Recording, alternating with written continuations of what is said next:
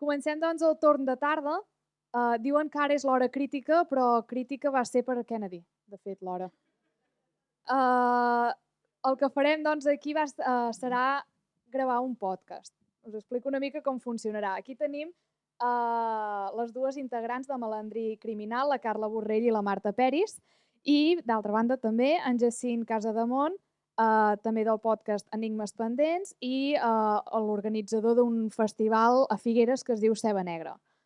Entre tots tres ens explicaran una mica l'enigma Kennedy, què hi ha darrere d'aquest gran magnicidi, i intentarem desgranar una mica doncs, tots els misteris del crim. Reservarem uns últims 10 minuts al final perquè el públic també pugui intervenir, fer preguntes extres i organitzar una mica de col·loqui en general. D'acord? Com que això es grava en directe per YouTube i a més estem també enregistrant l'àudio perquè es penjarà en el podcast, qui tingui preguntes o dubtes us demanaré que, sisplau, aixequeu la mà i us acostaré el micròfon, més que res perquè l'àudio així es queda enregistrat. I sense ja gaire res més, us deixo amb els experts en el tema.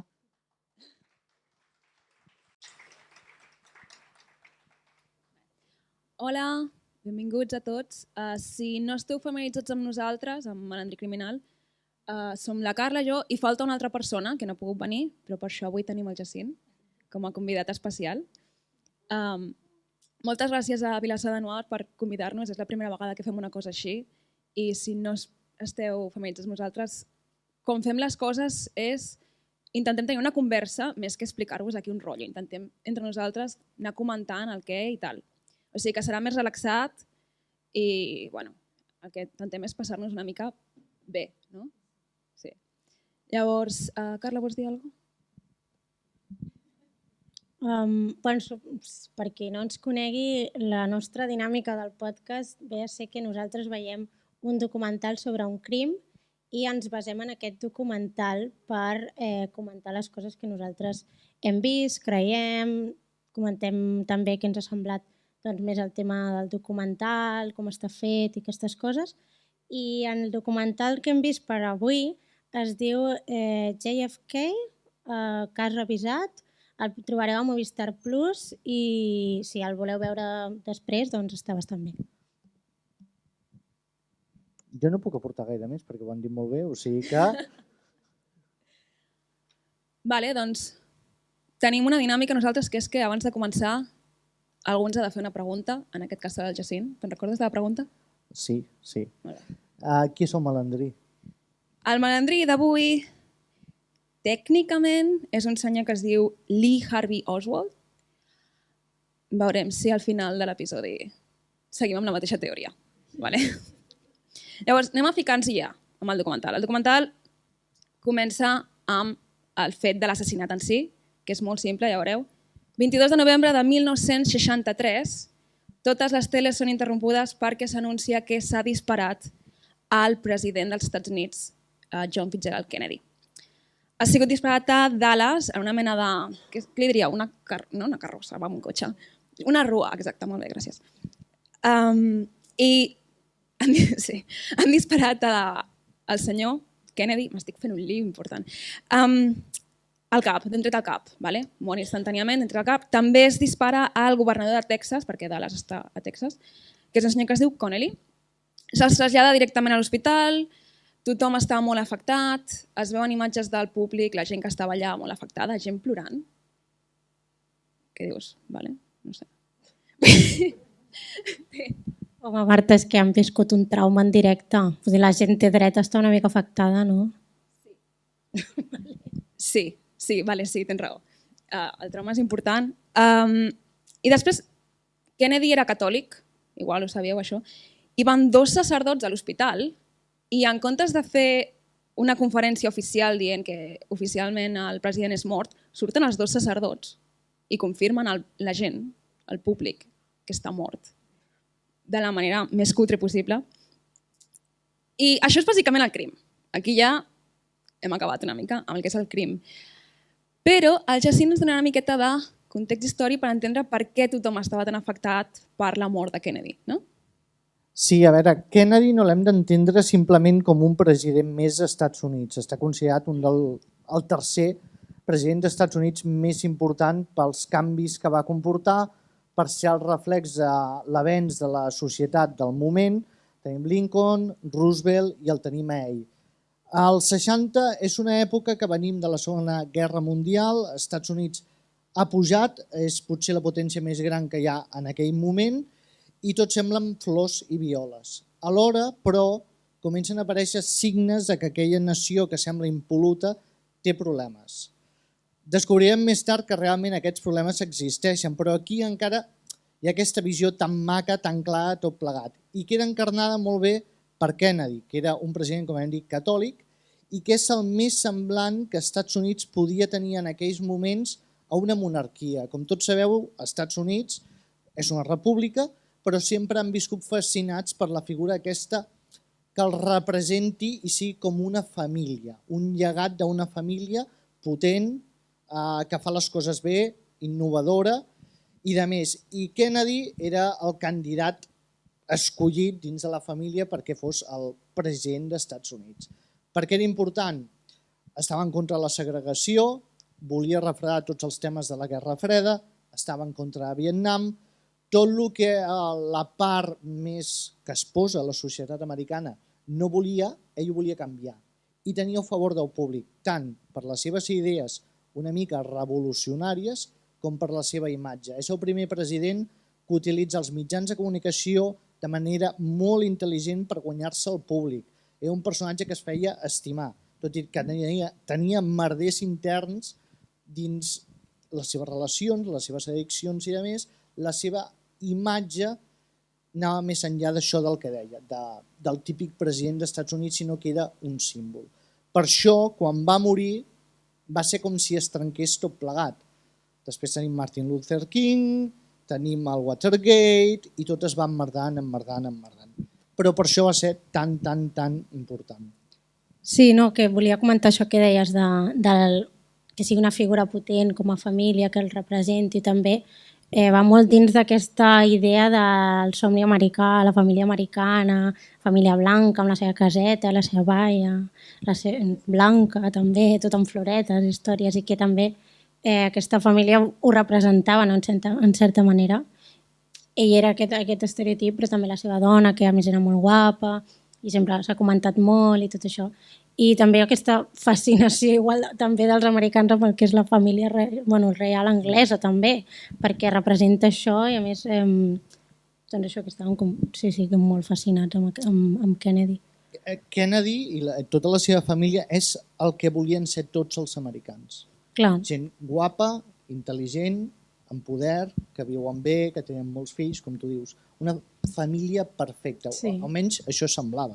Perquè de família perfecta tampoc ho eren i tampoc van córrer gaire sort cap dels seus membres. No, després ja... Ho comentarem, però... Ja ho explicarem. Sí. Doncs, alguna més? Hi ha una pregunta que no hem fet. Quina? Fes-la tu. Qui d'aquí creu que aquest assassinat que hem comentat és simplement un llop solitari que ataca el president o que hi ha una conspiració? Qui cregui que hi ha una conspiració darrere o alguna cosa que no ens han explicat, que aixequi la mà, sisplau. Que sapigueu que els Estats Units pensa com vosaltres. S'han fet enquestes no fa pas tants anys i em sembla que era un 70-80% de la població creu que darrere de tot plegat hi ha un complot. De qui? No ho sabem. Ho intentarem descobrir, però no ho sabem. Us ho direm. Bé, la qüestió és que ha mort el president, òbviament ha d'haver-hi una investigació, no? I la investigació comença de seguida i molt ràpid determinen l'edifici des d'on suposadament es va disparar al president, que és un edifici que es diu The Book Depository. Imagineu-vos una mena de biblioteca. Ja està, no? Bàsicament és això. No? També era un dipòsit de llibres, era un edifici molt gran on una editorial guardava tots els seus llibres. I un edifici també amb molts pisos, que podies agafar alçada des d'allà. Penseu com un hangar antic d'aquells de maons que hi havia. És això, hi treballava molta gent, o sigui, tampoc era un lloc abandonat ni molt menys, que això ens ajudarà després a veure que algunes coses fallen, o sigui que era un lloc bastant normal. Llavors, Quan determinen que aquell és l'edifici des d'on s'ha disparat, de seguida col·loquen, segons certs testimonis, col·loquen el senyor Lee Harvey Oswald, que és un home que treballava en aquell edifici, un home de 24 anys, i poc a dir de moment sobre aquest senyor. La qüestió és que el detenen i ell insisteix que ell no ha fet res. No? Ara, 2 dies després de la mort de Kennedy, maten a Lee Harvey Oswald, el qual és molt convenient, si m'ho pregunteu a mi. La persona que està com un boig cridant que ell no ha fet res, que això és un complot, que és un cap de turc, resulta que el maten. No, i que a més, en el documental parlen de que la policia tampoc potser fa tot el que ha de fer per protegir-lo. No? Hi ha un moment que li pregunten i li posareu protecció a aquest senyor perquè, clar, al final acaba de matar una persona superpopular i per pròpia seguretat d'ell mateix li posaran protecció i la policia diu sí, però després apareix seguit de 2 policies i després hi ha tot un munt de gent per allà, vull dir que era relativament fàcil, no sé si mala praxis o què, però també bastant convenient. Però és que en aquella època tampoc era gaire normal. O sigui, tu comets un crim, surts perquè se t'emporten i et traslladen, les mesures de protecció que tenim actualment, siguis culpable, innocent o presumpte, abans tampoc hi era. Tenies accés a quasi tot arreu. Per ficar un exemple més pràctic, sabeu que abans els periodistes podien entrar als entrenaments al Barça, ara no es pot. Doncs abans podies entrar dins una comissaria amb una targeta que fiqués pres, que ho heu vist 1000 vegades en un barret, això et donava permís per entrar dins una comissaria i preguntar qui volguessis. Han canviat molt les coses. A més, aquest home tampoc té l'oportunitat de parlar amb un advocat en aquests 2 dies que passen, per tant tampoc té l'oportunitat de preparar-se cap tipus de defensa ni fer res. La qüestió és que passa tot això i el vicepresident de Kennedy passa automàticament a ser el president. És el que passa. Quan es mor el president així de cop, el vicepresident passa a ser el president. És un senyor que es diu Lyndon Johnson i aquest senyor ordena formar el que se li diu la comissió Warren. La comissió Warren són 7 senyors que ara el Jacint ens explicarà exactament què fan i quins són els seus rols. A mi les parts més maques de fer. Sí. Bé, aquesta comissió es forma el 29 de novembre de 1963 per investigar això, l'assassinat de John Fitzgerald Kennedy, que semblava que tot bastant fàcil, perquè tenia el culpable, tenien les proves, era simplement que es fes un judici, però va haver-hi gent que ja va començar a sospitar que alguna cosa no funcionava allà, i per això es va decidir crear aquesta comissió de Warren, perquè és el Warren, que era el magistrat i president de la Cort Suprema dels Estats Units en aquell moment i que coordinaria tot aquest grup de persones, que és el congressista Hale Boggs, que és un demòcrata de Louisiana, el senador John Sherman Cooper, que és un republicà de Kentucky, l'exdirector de la CIA Alan Dulles, això és bastant important que ho retingueu, el congressista Gerald Ford, republicà i futur president dels Estats Units, l'expresident del Banc Mundial John McCloy, això també és bastant important que ho sapigueu, i el senyor Richard Russell Jr., que era demòcrata per Geòrgia. Triguen un any a fer aquesta comissió i s'investiguen totes les proves. I jo he portat les conclusions que arriben, una mica pel damunt. 1. Els trets van ser fets des d'una finestra al 6è pis de Texas School Book Depository. 2. Només es van fer 3 trets. 3. La mateixa bala que va ferir el president Alcoy va ferir el governador Connelly. 4. Aquesta bala ha fet més ruta que jo des que va acabar la pandèmia. Sí, després comentarem perquè les proves que serveixen per tirar endavant aquestes conclusions veureu que no s'aguanten absolutament per enlloc, però per enlloc. 4. Els trets van ser fets per Lee Harvey Oswald. 5. Oswald va assassinar un policia 45 minuts després de l'atac al president. El van enganxar a una sala porno, aquest senyor. Després de matar el president, resulta que va decidir amagar-se en un cine porno. No sé si és el millor lloc, però bueno. Al documental diuen cinema. Era porno. Però ja. 6. Oswald va resistir a l'arrest intentant disparar contra un altre policia. 7. El tracte donat a Oswald per la policia va ser correcte, excepte per la permissivitat que va mostrar a l'accés a la premsa a l'acusat i que va ser contraproduent. 8. L'assassinat d'Oswald per part de Jack Ruby, que és l'assassí que va matar el suposat assassí, tampoc coneixem qui és Jack Ruby, va ser realitzat sense suport de ningú de la policia i es critica aquest cos per la decisió de traslladar. No va haver-hi conspiració ni d'Oswald ni de Ruby en els fets que s'investiguen. 10. Cap agent de govern ha estat involucrat en cap conspiració respecte als fets. Tu quan fas una comissió, la teva conclusió no pot ser una cosa que no és oficial. Aquí veiem com ells mateixos escuden amb Salut i diuen no, que sapigueu que la policia no ha intervingut per res amb tot això. Oswald va actuar sol i 12. El servei secret encarregat de la protecció del president no ha actualitzat els seus procediments segons les noves necessitats de moviment del president dels Estats Units i recomana reestudiar-los. Es presenta aquest informe públicament i la recepció quina és? Molt dolenta. Ningú als Estats Units es creu cap de les conclusions de la comissió Warren. I com us deia abans, una enquesta a la ABC News de l'any 2003 demostra que un 70% de la població creia que darrere hi havia un complot, una conspiració, que és el que venim a comentar ara. Sí, de fet, jo veient el documental, dona la sensació, no?, de que aquesta comissió es fa més aviat per dir, hem fet això, hem resolt el cas, el tanquem, ja està, podem seguir endavant, aquí no ha passat res, que per realment buscar les proves i dir, aviam, això com ha pogut ser? Perquè al final estàs matant un president d'un país, vull dir que has de tenir també infraestructura en algun sentit de dir, ostres, què ha passat, no? M'estàs dient que primer van fer la conclusió i després van buscar les proves que necessitaven en lloc de partir a les proves buscar una conclusió? Això sembla. Presuntamente. No, però realment és el que sembla. Vull dir, sembla que es fa la comissió, tanquen el cas i llavors diuen, aviam, ara aquestes coses, aquests punts que hem dit aquí, com els podem justificar perquè quedi maco? Això és una cosa que és recurrent, el intentar manipular proves perquè encaixin la història en comptes de treure la història de les proves. És una cosa que veus constantment en aquest cas. La qüestió, resum de tot això, que la comissió Warren diu no us preocupeu de res, anem a casa i ja ens oblidem del tema. Fins 1975. 1975 passa tot el rotllo de Watergate, amb Nixon, que no ens ficarem amb això. La qüestió és que en aquell punt un senador, que es diu Frank Church, decideix que s'ha d'investigar els serveis d'intel·ligència.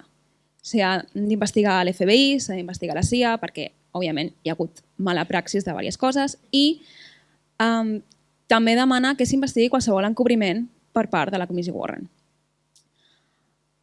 Aquí és quan comencen a sortir les inconsistències, és quan el públic comença a tenir una mica, no el públic, però comencen a veure que hi ha problemes amb el que es va decidir per la comissió Warren, que mai es va fer públic, la gent no tenia accés a aquests documents.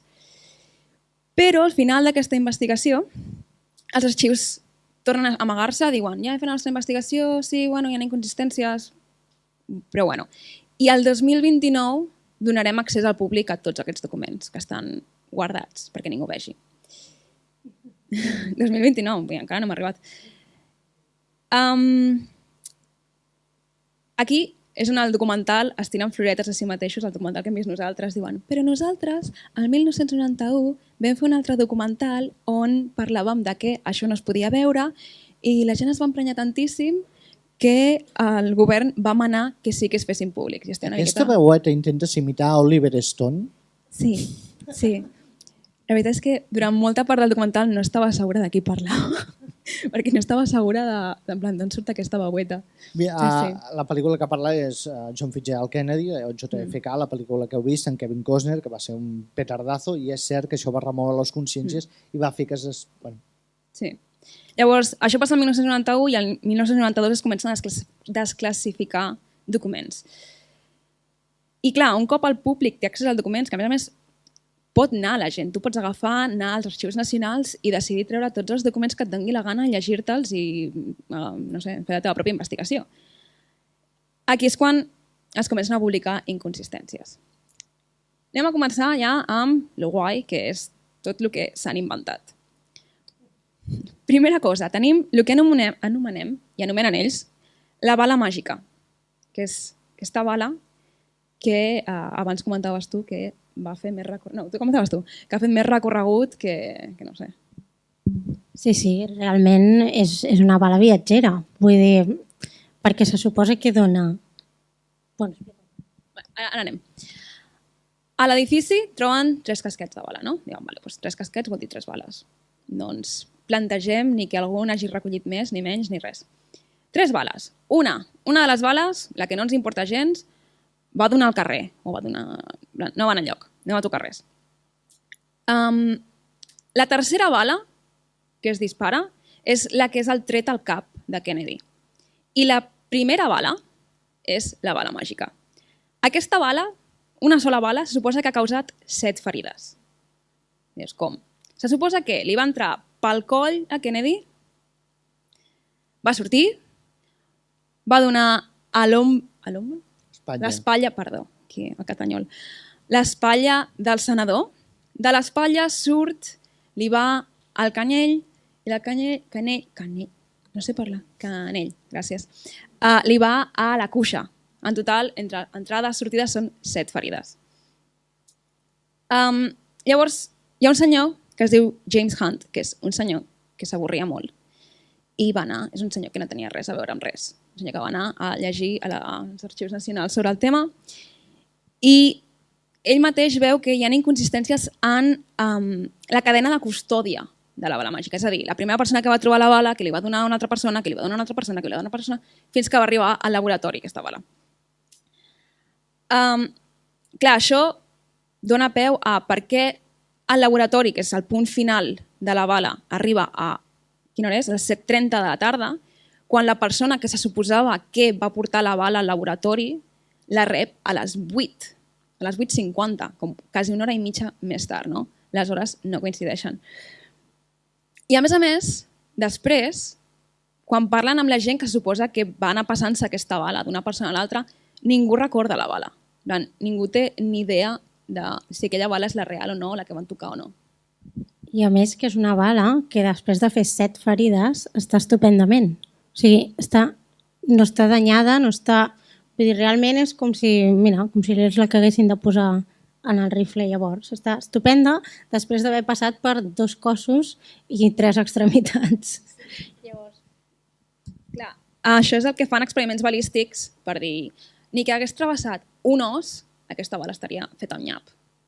I està sencera, està treta de la caixeta. Sí, a més que la bala apareix al no-res.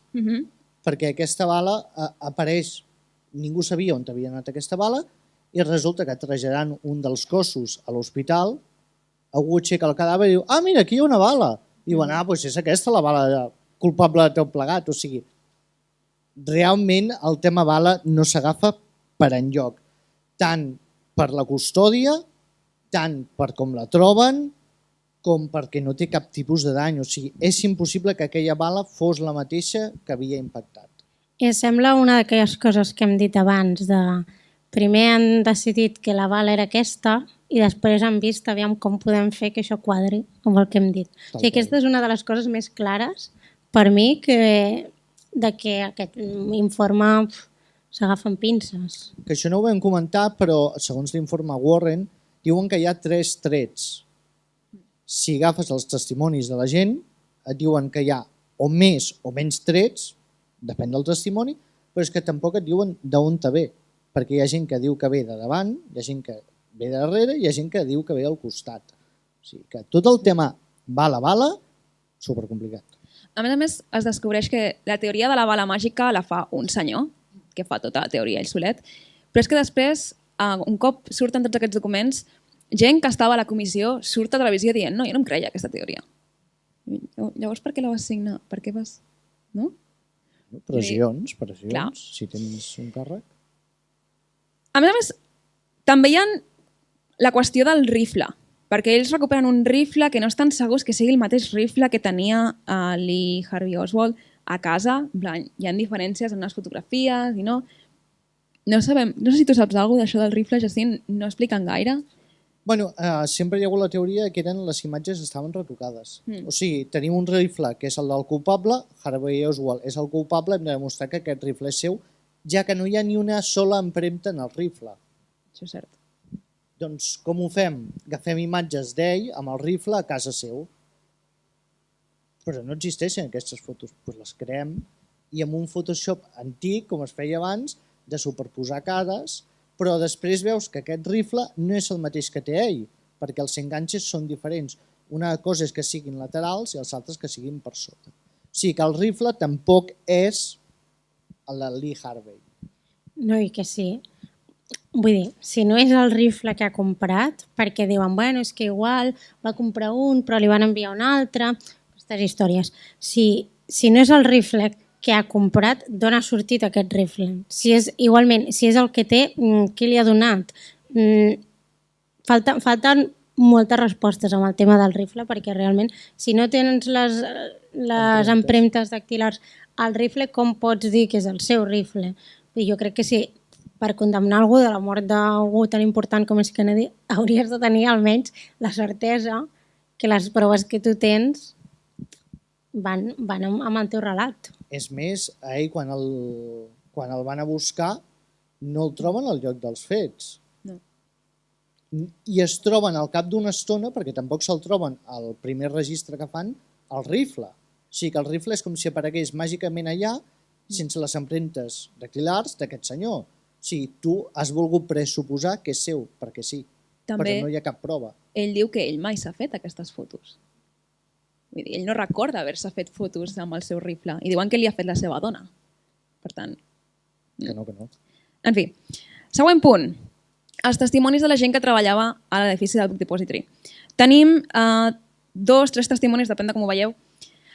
El primer testimoni és una senyora que es diu Victoria Adams. És una senyora que treballava a la 4ª planta i que està veient la rua des de la finestra. I tal qual es fan els tirs, ella arrenca a córrer a escales avall. Tal com ella explica la seva història, s'hauria d'haver creuat amb Lee Harvey Oswald baixant. No? I ella diu, vaig trigar 30 segons a sortir cap a les escales. L'FBI manipula una mica perquè el seu testimoni són 30 segons i després escriuen va trigar 1 minut. Bueno, vale, el que vulgueu. Però tècnicament ella diu, no, aquest senyor jo no el vaig veure baixant per les escales. Però és una persona, és una dona a la qual podem desacreditar fàcilment. No? El problema és que hi ha 2 dones més que corroboren la història de la Victoria Adams. Però per alguna raó aquests testimonis es perden, es destrueixen les cintes. No sé si aquí teniu algú a portar amb això. És molt senzill, això. Són testimonis que, mira, no els hi... No, que no sé en compte. O sigui, a la comissió Warren hi ha molts testimonis, proves i a més que es van rebutjar, simplement no es van tenir en compte i no van formar part de la investigació. Per què? Sota quin criteri? Tampoc ho sabem.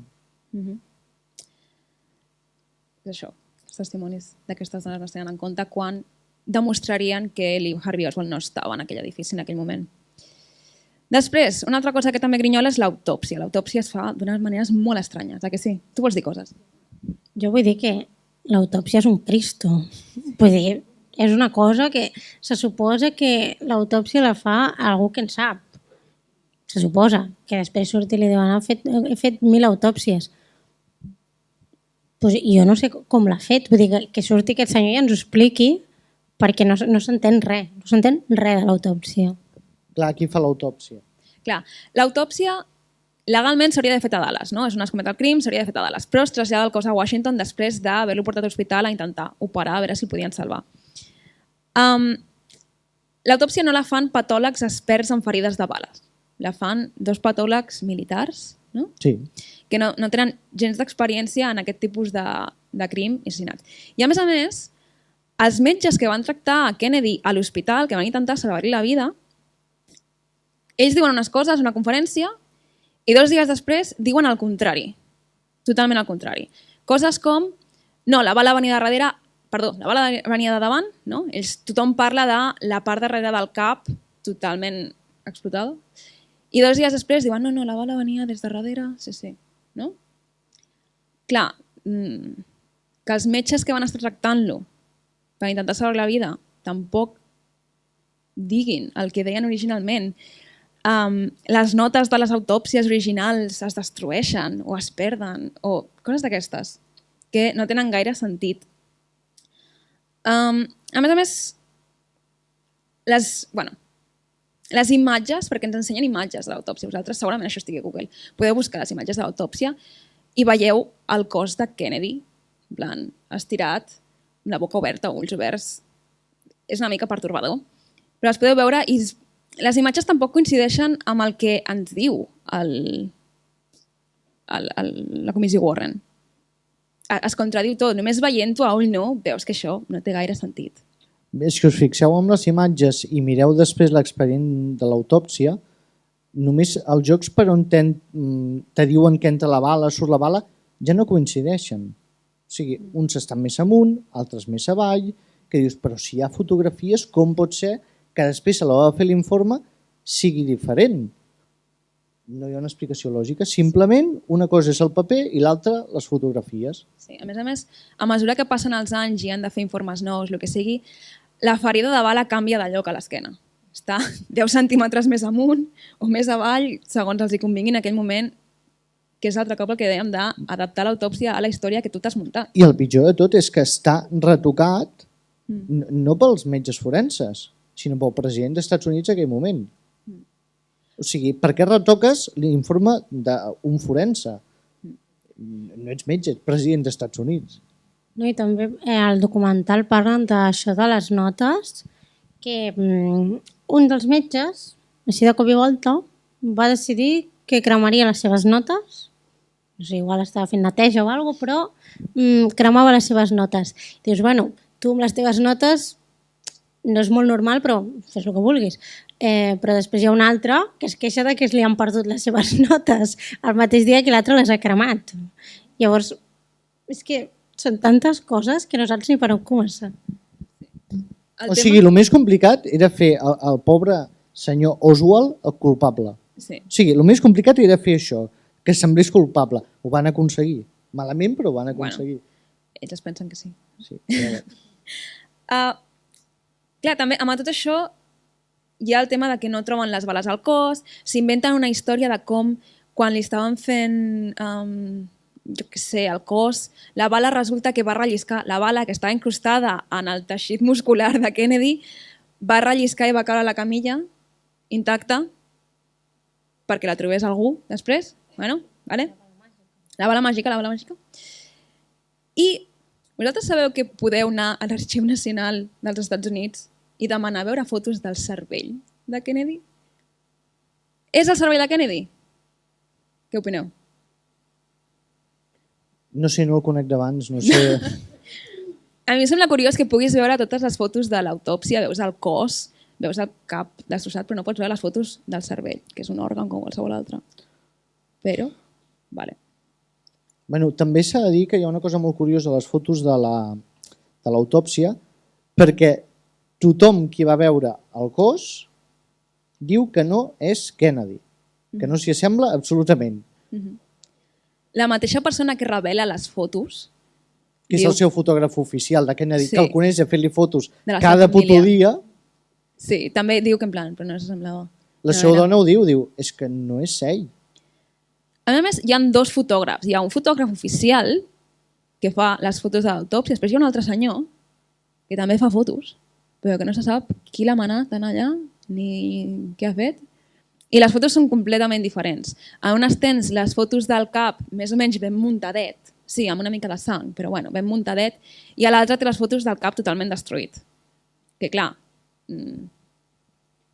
No, i que el tema cervell, el que és l'òrgan, també porta tema, perquè hi ha gent, segons l'autòpsia, li falta mig cervell al Kennedy, però llavors resulta que no, que per la ferida que és no hauria de faltar ni un 20% del que és el teixit muscular del cervell. És que, segons una autòpsia, falta la meitat del cervell, segons l'altra, el cervell de Kennedy pesa més del que acostuma a pesar un cervell normal. És que és el cervell de Kennedy. Tot això són bàsicament és el més bàsic de les inconsistències de la comissió Warren. Amb tot això també el metge personal de Kennedy diu unes coses, és qui firma la defunció I primer diu unes coses, després quan es fa gran comença a delirar, a dir unes altres. Els metges originals de Dallas també diuen que tal agent de l'FBI els va pressionar a canviar la seva història. Aquell agent de l'FBI surt dient és que a mi els meus superiors em van obligar a canviar la història. És un follon. Aquí ningú s'aclara de res. No?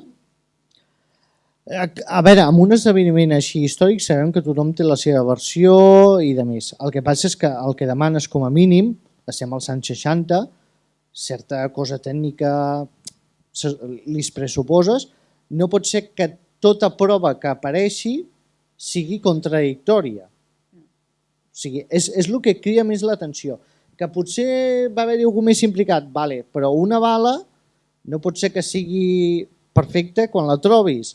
Que un cadàver li canviïn les ferides de lloc. No pot ser que ara li falti i li sobri cervell. O sigui, hi ha coses científiques que no tindrien per què canviar i en aquest cas canvien, que és el que crida l'atenció. És que realment aquesta gent que tu has ficat a la comissió Warren, que se suposa que són algú amb una mica de... Però si t'hi fixes, no són gent especialitzada en coses d'investigació. No, però jo crec que són gent amb una mica de capacitat com perquè les coses que s'inventin almenys se les inventin bé. Saps? En plan, si vas a copiar, doncs canvia les paraules.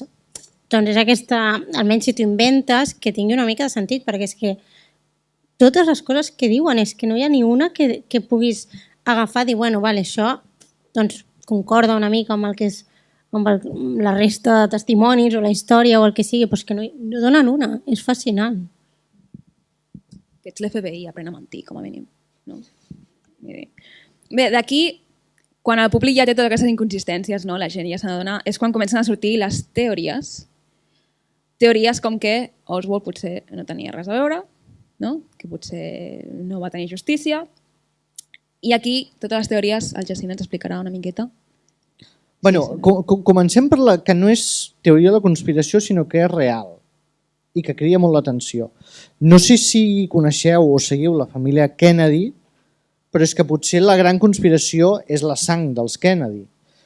Perquè resulta que si comencem a mirar, en qüestió de molts pocs anys han mort molts membres, concretament 11 de la família Kennedy, tots en circumstàncies que criden l'atenció com a mínim.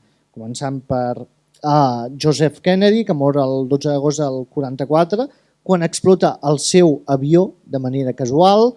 Kathleen Kennedy mor en un accident aeri sobre França el 13 de maig. Patrick Bouvier Kennedy mor el 9 d'agost de 1963 a causa de problemes respiratoris 2 dies després de néixer, encara. 4. El senador Robert Kennedy mor el 6 de juny de 1968 després de ser disparat a curta distància el dia de la seva victòria a les primàries californianes. Escolta'm, però això l'envies a la comissió Warren i en 2 minuts t'han fet un relat que té sentit, eh? Sí. Doncs no pateixis per res.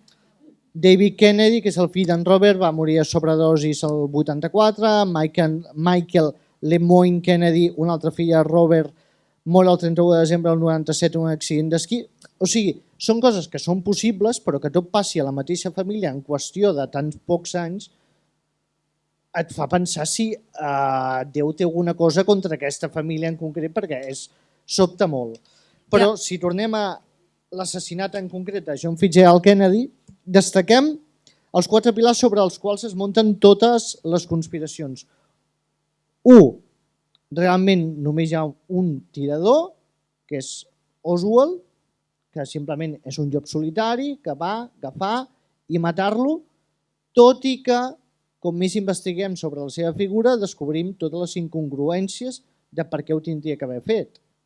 Perquè aquest senyor, per exemple, va renunciar uns anys abans a la seva nacionalitat nord-americana per anar a viure a Rússia per aprendre sobre el comunisme, quan abans havia sigut un agent de la CIA. Per què? No ho sabem. Torna als Estats Units i al cap de molts pocs anys ja resulta que mata Kennedy. Si busqueu sobre la seva biografia és superinteressant perquè no s'aguanta res per enlloc. Jo no sabia que les persones, els Estats Units els tenien tanta mania a Rússia que per anar a viure a Rússia t'has de desfer de la teva nacionalitat. Home, Guerra Freda és... Ja, però hosti, és heavy, eh? És guai. Després tenim la teoria que hi ha més a un tirador. que aquesta teoria ve reforçada per que els testimonis que estaven a la desfilada van dir alguns que venia des d'un turonet que hi havia allà al costat, altres que venia darrere i altres que venien de davant.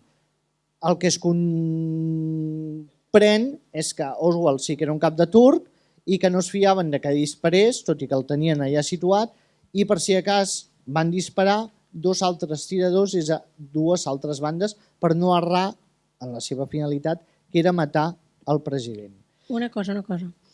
Sí, o sigui, en les imatges de l'assassinat en si, com pot ser, jo pregunto, que la Jackie Kennedy hagi de, que ja és prou estrany el tema, però es pugi darrere del cotxe per agafar un tros de cervell del maleter que ha quedat allà. Com pot ser que la bala vingui per darrere i el cervell se'n vagi cap a darrere també? No soc patòleg, no ho sé, puc jo respondre. pregunto per si algú té alguna altra teoria. És que el vídeo és molt fort, però el vídeo es veu clarament tot l'impacte cap enrere i es veu clarament com es destrueix la part darrere del cap. I també el que dèiem de la Jackie, molta sang freda, perquè és que apenes li veus el xoc, simplement es gira i agafa el tros de cervell. Què dius? T'acaben de disparar el Madrid al cap al costat? Jo no. Vosaltres us giraríeu a agafar el tros de cervell? Jo crec que ella tampoc té clar què ha passat. Ella veu algú volar i ho agafa. Ella veu que rep un impacte al seu marit, però tant podria ser un tirador com, jo què sé, que ha caigut un meteorit petit i li ha rebentat el cap. Que la gent en xoc fa coses molt rares, Vull dir, aquí no estem tampoc per jutjar ningú. Però és estrany. O sigui, és una reacció que a mi m'ha semblat curiosa, com a mínim. Ja et dic, és que aquella època jo tampoc crec que fos... No estic involucrant-la en res, Vull dir, no estic aquí suggerint que... Mai se sap. Teoria nova. No estic suggerint això. Però... Bé, després també hi ha la teoria que hi ha dos Oswalds, que el que estem parlant tota l'estona, en realitat el van fer desaparèixer i va aparèixer un altre que va ocupar la seva identitat a aquesta època. Igual eren germans bessons. No, és broma. Però és que la que a mi m'encanta, sobre la que pivoten algunes teories de la conspiració, és aquesta. Que hi ha més d'un John Fitzgerald Kennedy. Oh. Això és la cirereta que us dedico pel pastís. Resulta que hi ha un agent de la policia de Nova York, si no recordo malament, que es diu J.D. Tippit, que tenia una semblança extraordinària amb el president dels Estats Units i que casualment va morir pocs dies abans de que assassinessin el president. És tot massa convenient en aquest cas. I diuen que el que van fer va ser un intercanvi, el van fotre allà i bla, bla, bla. O sigui que el que veiem allà, que per això els seus familiars van dir no s'assembla a John Fitzgerald Kennedy, tal com el coneixem, podria ser degut a que en realitat hi ha dos cossos. Quina us quedeu? Jo em quedo amb una cosa que no estem parlant gaire i és que se suposa, segons el documental, que la CIA, que Oswald havia treballat amb la CIA, el col·loca molt convenientment just abans dels fets a treballar i a viure a Dallas, quan aquest senyor estava fent la seva vida por ahí, i molt convenientment acaba treballant allà, en aquell pis, se suposa, si és ell el que ha disparat, i això, que això no n'hem parlat gaire, i que la CIA li estava anant regular, no?, el que feia Kennedy en general. Sí, ara en parlarem super pel damunt, però el més curiós de tot és que el senyor Oswald, durant aquells dies, es dedicava a repartir pamflets a favor de Cuba, per allà, per la ciutat, però adivineu on tenia el despatx per imprimir aquests pamflets i fer publicitat? En un edifici just davant de la CIA i que també hi havia l'ofició o comissió que s'encarregava d'investigar tot el que passava a Cuba. O sigui, el pitjor lloc on te pots fer de muntar una oficina, resulta que tenia l'oficina allà, amb tots els òrgans governamentals que et poden investigar just davant. Té sentit? No. Però aquest senyor també l'han acusat de tenir tant pamfletos a favor de Cuba com en contra. Ja, això és una part en la qual va ser una mica estrany. Jo em vaig quedar una mica perduda amb això. Que decideix-te a favor o en contra. Clar, No. tothom que el coneix diu que per res era comunista. O sigui, que era super nord-americà, que estava en contra del comunisme. Però després les seves accions et diuen tot el contrari. O sigui, queda clar que és un agent doble, però amb quina finalitat el van utilitzar exactament, què buscaven d'ell? Estava previst que fos simplement un cap de turc. Si busques un cap de turc no li fas fer tantes coses contradictòries perquè si algú acaba investigant se te'n va tota la merda. Gairebé és més interessant la figura d'aquest senyor que la mort de Kennedy en si. I les teories ens queda absolutament res, o sigui que simplement les mencionaré si us sembla bé. Tenim problemes amb la Reserva Federal. El senyor John Fitzgerald Kennedy volia estendre més moneda i la Reserva Federal, que als Estats Units és privada, estava completament en contra. Tot és privat als Estats Units. Després de la teoria, Lyndon B. Johnson, que era el vicepresident que va passar a ser president, estava a punt de ser, diuen, despatxats per Kennedy perquè no es portaven bé. A més que Lyndon B. Johnson és un personatge que, si investigueu, és bastant obscur perquè tenia tractes amb la màfia, tenia tractes amb l'FBI i tothom li estava fent xantatge en aquells moments. Després tenim la connexió texana, que és Robert Kennedy, el germà de Kennedy, estava investigant tant la màfia com Lyndon B. Johnson i diuen que va ser una consorcia entre la màfia i Lyndon per acabar amb el president. Després tenim Nixon, que es portava a matar amb els germans Kennedy perquè creia que li havien tret la presidència quan li pertocava a ell.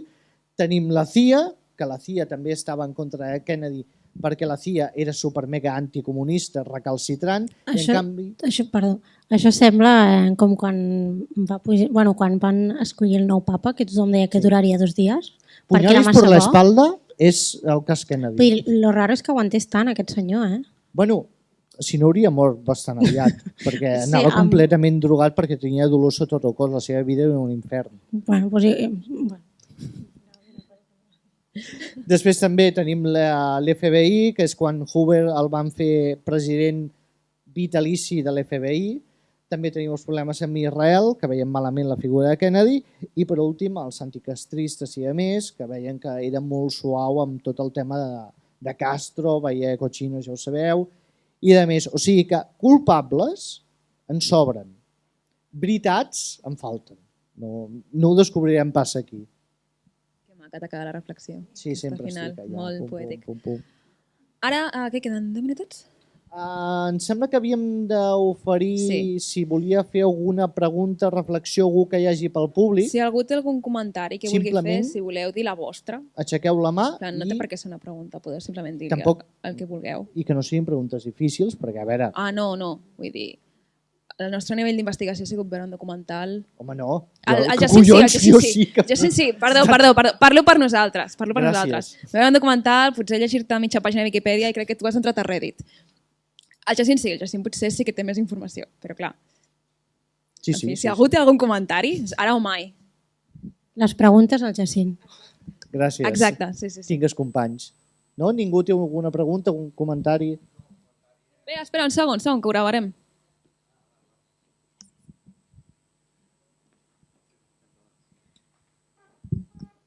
Hola.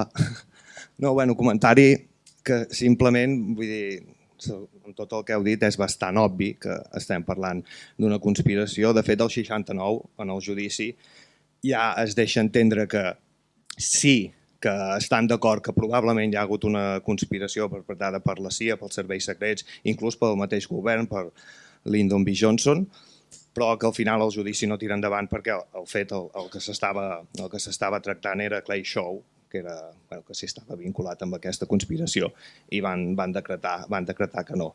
Per tant, jo crec que el de les teories, si no era el Kennedy, que si hi havia 2 Kennedys, que si l'Oswald, jo crec que això queda bastant provat.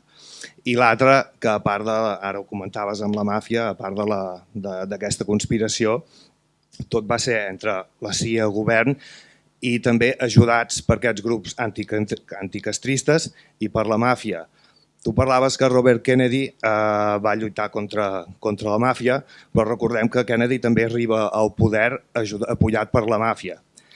Quan arriba al poder ja no li interessa els vincles amb aquesta màfia, té el seu germà que li diu vés a per ells, i després és quan els de la màfia reboten, que aquí és on entra també Jack Ruby, que formava part d'aquesta xarxa de màfia, i passa tot el que passa. Per tant, jo només, en la meva opinió, que crec que això, que queda bastant demostrat, que això és una conspiració en tota regla i perpetrada pel govern i sobretot per lo que tu deies també.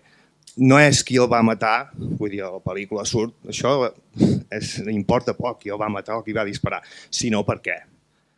Per què? Per tot el que has dit, les coses que has dit i també, bàsicament també perquè va deixar tirat a la via de cotxinos a tota la seva gent i per la guerra del Vietnam, perquè si recordem, al final el gran motor d'un país, quan estàs en guerra, és la pròpia guerra amb indústria militar, bales i tot el que sigui. I ell volia retirar totes les tropes i això significava que molta gent de dretes, podríem dir, de grans empreses, que són els que mouen el món, doncs es quedés sense els seus beneficis. I només era això, que crec que la conspiració crec que està bastant provada i ara suposo que van desclassificant, quan van desclassificant els documents, encara hi ha trossos amb negreta, però ja suposo que ja ho aniran fent, suposo que ho anirem veient. I el de la comissió Warren, jo crec que tantes incongruències és perquè quan tu tens la CIA, els serveis secrets i el govern a darrere, tant és el que hi posis. Podien haver posat 3 bales màgiques, en podien haver posat 4, podien haver dit qualsevol cosa que era igual. Vull dir que aquella gent eren el fiscal de la Cort Suprema. Tots els altres estaven vinculats amb la CIA i amb els serveis secrets. Els hi era igual el que fiquessin, crec jo. Però tu qui creus que va ser? Espera, el que va disparar? No, el que va disparar no. Tu qui creus que realment va ser el que va dir matem-lo? Els serveis secrets i la branca militar. Crec jo. Perquè, no sé, és que tot també a la pel·lícula, a la investigació i al llibre de Jim Harrison, sí que és veritat que les coses eren diferents al 63 en què no hi havia tanta seguretat, però és que a la rua semblava la rua del Carnaval de Torelló. Sí. Vull dir, em hagués ficat jo allà amb un bazooka i és que no m'haguessin vist perquè podies fer el que volguessis. I és una mica exagerat pensar que un president que amb un descapotable, que el deixessin anar ja amb un descapotable, es passegés per allà amb les finestres obertes, amb edificis de 7 pisos i per això jo crec que qui té el poder per fer això, a part del possible govern, és els serveis secrets amb l'ajuda dels militars. I després totes les coses petitetes que havien d'anar fent, com el muntatge de que l'Oswald se'n va fins a Rússia, aquest el tenien a punt allà per dir, al final haurem de dedicar a ser algú, no, doncs aquest el anem preparant. Totes aquestes cosetes són el que es dedicaven els anticastistes, la màfia, que anava fent aquesta feina una mica més de fondo. Jo crec que això, ara, vist les coses, pot ser qualsevol cosa també, no sé. Algú més? Algun comentari? Pregunta? Potser m'he perdut alguna de les conspiracions perquè entrant i sortint, però amb tots els que has dit que podien ser, amb la poca vigilància o amb les condicions favorables perquè passés això, també podia ser que casualment i amb la bala màgica hi hagués més d'uns que haguessin triat el mateix dia. Aquest dia està de conya, no? El mateix dia, el mateix hora, el mateix lloc... A veure, ja crec amb les casualitats, però aquí ja sembla més un complot, en tot cas. Que van quedar tots i va dir repartim, no?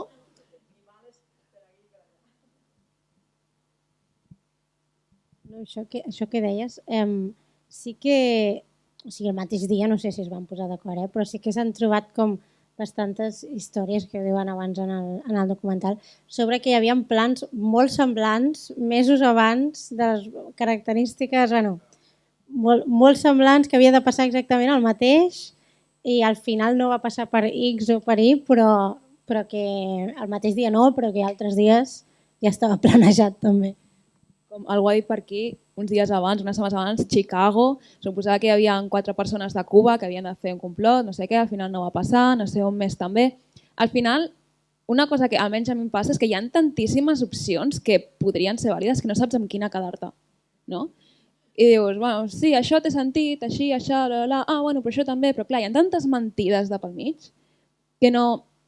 Es fa molt difícil dir aquesta és la que jo crec que és la única i verdadera. No? Hi ha moltes opcions. No? I veig que s'encia el temps al damunt. M'agradaria fer un petit comentari que és un off-topic, però crec que és interessant. Si voleu saber qui és realment el responsable de la mort de Kennedy, jo tinc una resposta que no sé si és la correcta, però és la bona. No sé si coneixeu una sèrie que segur que sí, que es diu Expediente X, on hi ha los pistoleros solitarios, que reben el nom del que va disparar suposadament a John Fitzgerald Kennedy. I a la sèrie hi ha un capítol que es diu Memòries d'un fumador, on es veu que el fumador, que és el dolent de la sèrie, en la seva joventut va ser ell qui va escollir a Oswald, que el van a buscar al seu garatge, mentre reparava un cotxe, em sembla que era, i li va dir, tinc una missió per tu i faràs que els Estats Units sigui gran, no sé què, no sé quantos. O sigui que realment no és res de tot això que us hem explicat, que són tonteries, sinó que és el fumador qui feia la vida impossible a Mulder, va matar a Kennedy. Tingueu-ho present, odiem aquest senyor. Cas resolt. Nosaltres normalment, és un minut, nosaltres normalment per acabar els episodis del podcast el que fem és demanem un emoji que representi el cas.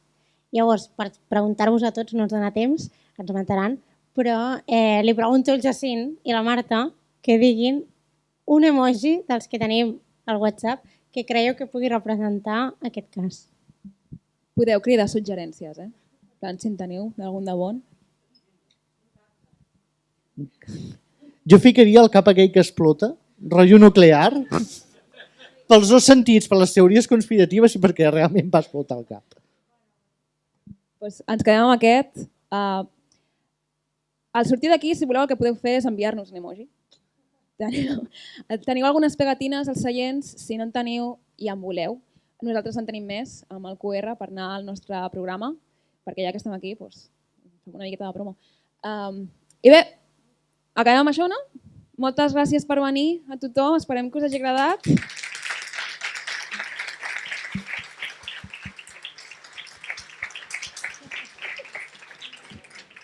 Moltes gràcies, doncs, a Carla, Marta i Jacint per... anava a dir posar una mica de llum en el cas, però... No gaire, no gaire. El cas mateix ja no té gaire llum. Tot i així, seguim amb una taula ara de crims rurals. Per tant, lavabo sí, però no marxeu gaire lluny.